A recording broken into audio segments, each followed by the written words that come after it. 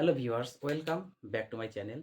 পাল Academy সেন্টারে তোমাদের সকলকে আমার স্বাগত। আজকে ক্লাস 9 এর কোষে দেখি 2 যে অধ্যায়টি আছে সেই অধ্যায়ে তোমাদের যে 5 দাগের অঙ্কটি আছে সেই 5 দাগের অঙ্ক আজকের এই টিউটোরিয়ালে সম্পূর্ণ বিস্তারিত তোমাদের সাথে আমি আলোচনা করব এবং এই অঙ্কটি কিভাবে করতে হয় সেই বিষয় নিয়ে তোমাদের আমি সম্পূর্ণ বুঝিয়ে দেওয়ার একটু চেষ্টা করব। তোমরা যদি তোমাদের গণিত বইয়ের 27 নাম্বার পেজ বার করো তাহলে দেখতে পাবে যে এই যে 5 নাম্বার অঙ্ক আমি লিখে রেখেছি সেই অঙ্কটি তোমরা একটু দেখতে পাবে। আর আমি একটু কথা বলি তোমাদের।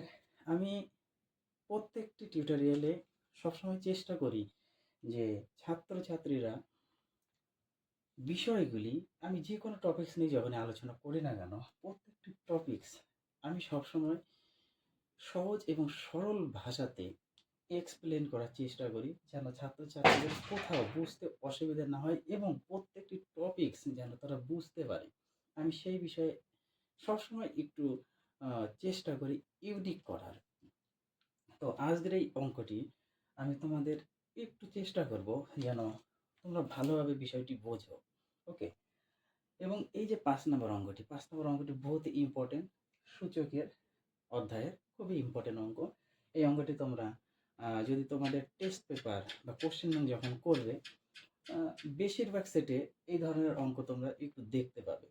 সো তোমাদের কাছে রিকোয়েস্ট, এই ক্লাসটা একটু মনোযোগ দিয়ে তোমরা একটু ধৈর্য ধরে দেখো। আমি চেষ্টা করব সহজভাবে তোমাদের এখানে একটু বোঝানোর। ওকে? প্রথমে যে কন্ডিশনটা দেওয়া আছে x plus z equal to 2y এবং b square equal two ac হলে আমাদের প্রমাণ করতে বলছে যে এই ইকুয়েশনটা ইকুয়াল টু 1 আসবে। ওকে? অর্থাৎ এর পাওয়ার y মাইনাস z, b এর পাওয়ার z minus x into c এর পাওয়ার x minus y equal to 1। তাহলে আমাদের মান লাগবে a b c, এই তিনটে মান আমাদের লাগবে, তাই না? তো তোমরা একটু খেয়াল করো, এই যে এই বিষয়টি একটু খেয়াল করো, ঠিক আছে? x প্লাস z, এইখানে একটু তোমরা খেয়াল করো খুব ভালোভাবে। x plus z equal to 2y, 2y আছে, এখানে আমরা লিখতে পারি না x plus z equal to y plus y, 2yটাকে আমরা ভেঙে দুটো y লিখতে পারি তো? তাহলে এখান থেকে আমরা যদি x একটা y এইদিকে নিয়ে আসি তাহলে মাইনাস হয়ে যাবে, আর আরেকটা y পড়ে আছে। এবার এদিকে জেডটা আমরা ওই দিকে নিয়ে যাই, মাইনাস জেড।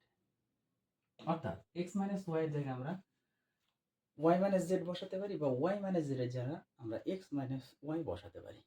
যখন যে টপিক্সটি লাগবে সেই টপিক্সটি আমরা এখানে একটু কাজে লাগাবো। আরেকটা, এই যে x plus Z equal to 2y, এই টপিক্সটা তো অলরেডি অপশনে দেওয়াই আছে, তোমাদের কন্ডিশনে দেওয়াই আছে ইকুয়াল টু 2y। যদি আমাদের লাগে তাহলে আমরা লাগাবো। ওকে? এইবার আমরা চলে আসি মেন যে অঙ্ক, সেই অঙ্কটি আমরা একটু লিখি। তোমরা সকলেই জানো যে এই অঙ্কটি করতে গেলে কি হয়, মানে এই ধরনের অঙ্ক যখনই প্রমাণ করতে বলে আমাদের লেফট হ্যান্ড সাইড অথবা বাম পক্ষ দিয়ে করতে হয়। তাহলে আমরা একটু লিখে নিই লেফট হ্যান্ড সাইড বা বাম পক্ষ। কি আছে অঙ্কটা?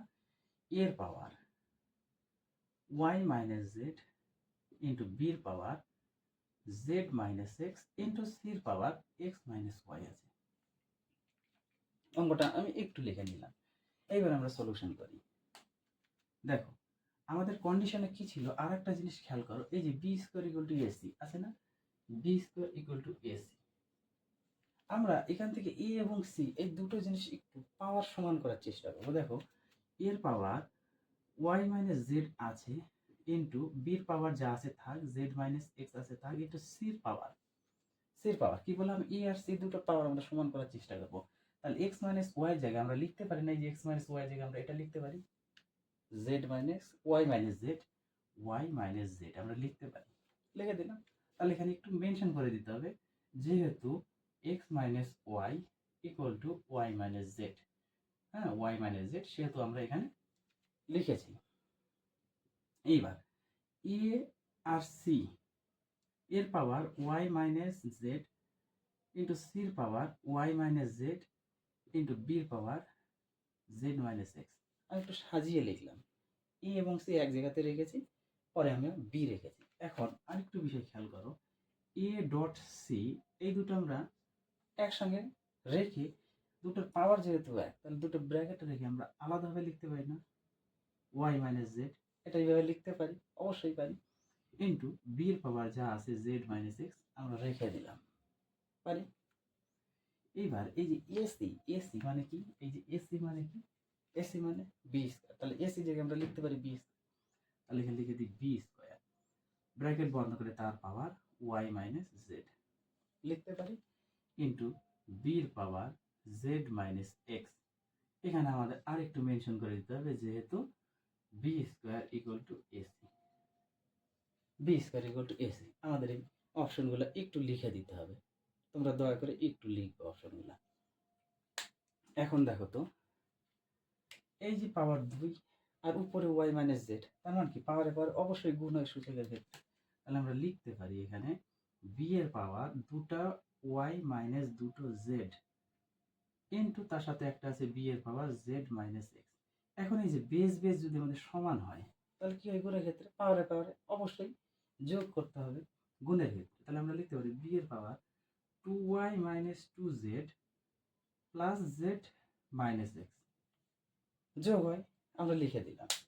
এখন এখানে আরেকটু বিষয় খেয়াল করো, এই যে বি, বি এর পাওয়ার প্রথমে দুটো ওয়াই আছে থাক, মাইনাস এক্স আছে থাক, এবার দুটো জেড থেকে মাইনাস দুটো জেড থেকে একটা জেড প্লাস আছে, বিয়োগ করলে আমাদের মাইনাস একটা জেড থাকে, থাকে না? এবার বি এর পাওয়ার দুটো ওয়াই, এখান থেকে যদি আমরা মাইনাস কমন নিই এক্স প্লাস জেড হয়ে যাবে, এক্স প্লাস জেড হবে। এবার একটু খেয়াল করো, পরের লাইনটা আমি এখান থেকে একটু করি।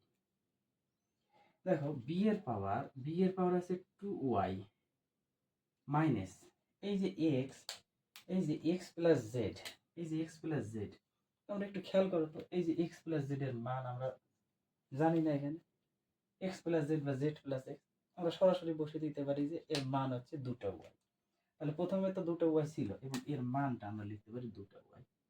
তাহলে এখানে আমাদের আরেকটু লিখিয়ে দিতে হবে কি, x plus Z equal to 2y, যেহেতু আমরা এই পদটা জানি সেহেতু আমাদের এখানে লিখে দিতে, এটা মেনশন করে দিতে হবে। এখন দেখো তো, মাইনাসের দুটো ওয়াই প্লাসের দুটো ওয়াই কেটে গেল, থাকলো তাহলে বি এর পাওয়ার কিছু নেই মানে 0। এবার কোনো কিছু পাওয়ার 0 মানে আমরা কি জানি, 1, তাহলে 1 আমরা পেয়ে গেছি লেফট হ্যান্ড সাইডে। এবার রাইট হ্যান্ড সাইডে অলরেডি 1 আছে, তাহলে আমরা লিখতে পারি কি, রাইট হ্যান্ড সাইড এটা অলরেডি আমাদের একটা 1 আছে, সমান সমান 1। তাহলে এখান থেকে আমরা এখন প্রমাণ করে দিতে পারি না left hand side equal to right hand side, এটা প্রমাণিত, আমাদের প্রুফড, এটা হচ্ছে আমাদের প্রমাণিত। আশা করি এই 5 নম্বর অঙ্ক নিয়ে তোমাদের কারো কোথাও সমস্যা নেই। আমার মনে হয় যে তোমরা খুব প্রপারলি এবং খুব ধীরে শান্ত মাথাতে সুন্দরভাবে বিষয়গুলি বুঝতে পেরেছো। তাহলে এই ছিল তোমাদের আজকের এই 5 নম্বরে বিস্তারিত এই টিউটোরিয়াল আলোচনা করার